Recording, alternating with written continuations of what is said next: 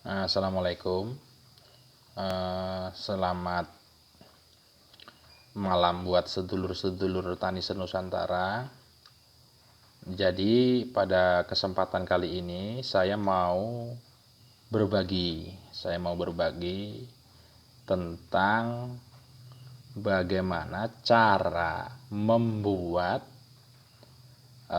JPT ataupun nutrisi ataupun hormon bagi tanaman untuk memacu pertumbuhan agar supaya si tanaman lebih sehat dan lebih gemuk lah, lebih gemuk. Nah, jadi bahan-bahan yang perlu kita siapkan seperti ada yang di video itu, seperti yang di layar: Pokari 1, Yakult, MSG, sama telur. Kita ambil kuningnya saja. Nah, untuk yang saya pakai kali ini, untuk Pokarinya kita pakai ukuran yang 2 liter. MSG kita pakai yang 250 gram. Sama Yakult kita pakai 8 biji, dan telurnya kita juga pakai 8 biji. Tapi kalau misal dulur-dulur mau buat yang paket hemat atau misalkan masih ragu-ragu, takutnya berfungsi apa tidak, ada kinerjanya bagus apa tidak, dulur-dulur bisa coba pakai yang ukuran Pokarinya, pakai yang ukuran 500 mili atau yang setengah liter, kan ada yang 7.000 apa 6.500-an, itulah pokoknya sekitar 6.000 sampai 7.000 harganya. Itu pakai Pokari yang ukuran 500 mili 1, dan untuk Yakultnya cukup pakai 2 biji saja. Si telurnya juga cukup pakai 2 biji saja. Pokoknya diambil kuningnya, putihnya sisihkan. Sama MSG-nya atau micinnya ini pakainya cukup 2 sendok saja untuk ukuran Pokari yang 500 mili.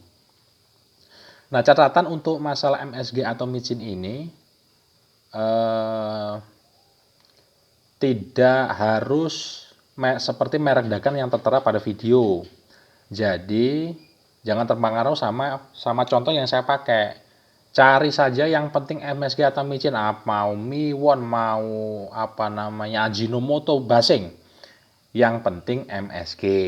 Nah, untuk dosisnya seperti yang sudah saya sampaikan tadi. Nah, selanjutnya cara pembuatannya. Untuk cara pembuatan cukup mudah. Jadikan satu bahan-bahan tersebut, lalu aduk sampai rata. Lalu masukkan kembali ke wadah yang usahakan wadahnya steril. Misal mau pakai bekas air mineral, misal pakai wadah air mineral, itu diisi air hangat dulu, dikocok-kocok supaya bakteri-bakteri yang ada di dalam itu mati. Nah, setelah steril, masukkan semua bahan-bahan yang sudah dicampur tadi ke situ. Catatan di sini harus ditutup dengan rapat. Nah, setelah sudah kita masukkan ke wadah yang bersih tadi, yang steril tadi, kita tutup rapat, kita diamkan selama 3 hari. Lalu kita buka tutupnya. Untuk mengeluarkan gas hasil dari fermentasi itu, karena setiap fermentasi pasti menghasilkan sebuah gas. Nah, si gas ini harus kita buang. Nah, lalu setelah kita buka tutup, kita tutup lagi, kita diamkan lagi sampai hari ke-6. Berarti kita diamkan 3 hari lagi. Nah, setelah hari ke-6, bahan-bahan ini tadi sudah bisa kita aplikasikan, bisa kita semprotkan ke tanaman kita. Nah, untuk dosis aplikasinya, kita mau racikan ini bisa kita buat kocor, bisa kita buat spray, basing. Ini semua bagus. Semua bagus. Nah, untuk dosisnya, kalau misalkan kita mau buat spray, misal kita buat semprot tanaman, dengan dosisnya 5 sampai 10 mili. 5 sampai 10 mili per liter air. 5 sampai 10 mili per liter air. Nah, yang paling kita rekomkan, kita pakai yang 10 mili agar supaya kinerjanya lebih cepat, hasilnya lebih mantap. Untuk kocornya pun kita pakai dosis yang sama, antara 5 sampai 10 mili per liter air. Nah, catatan untuk kocor kita bisa campur sama pupuk makro, misal kita pakai NPK Mutiara, NPK Poska atau apalah. Kita bisa campur, kita bisa aplikasikan, kita bisa campurkan ke sama pupuk. Itu pun hasilnya akan lebih sempurna, lebih memuaskan lah. Soalnya kinerjanya racikan ini kan bisa sebagai hormon. Jadi kalau kinerja hormon itu kan ngenak nemangan bagi si tanaman. Jadi otomatis kalau kita kocor pakai pupuk, nutrisinya terpenuhi, terus penyerapan unsur hara pada kandungan pupuk tersebut akan lebih terserap sempurna. Lalu untuk spray, jangan ini perlu diperhatikan, ini penting sekali dan sangat perlu diperhatikan. Untuk spray catatan bener ini. Kalau mau spray, upayakan jangan sampai dicampur sama jenis pestisida apapun.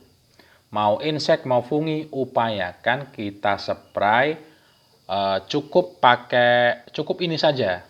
Kita spray cukup pakai ini saja. Nanti 2 kali spray, misal kita mau spray seminggu 2 kali, jadi kita spray Senin sama Minggu. Nah, setelah 1 minggu 5 hari ya sampai 1 minggu setelah kita spray, kita bisa langsung lihat hasilnya. Nah, saya rasa sudah cukup. Nah, caranya juga cukup mudah, cuma seperti itu tadi. Kalau misalkan masih menyisakan pertanyaan-pertanyaan bagi sedulur-sedulur tani, bisa langsung ditanyakan saja. Mau survei mau enggak terserah, kita enggak mentarget itu. Kita cuma niatnya pengen berbagi.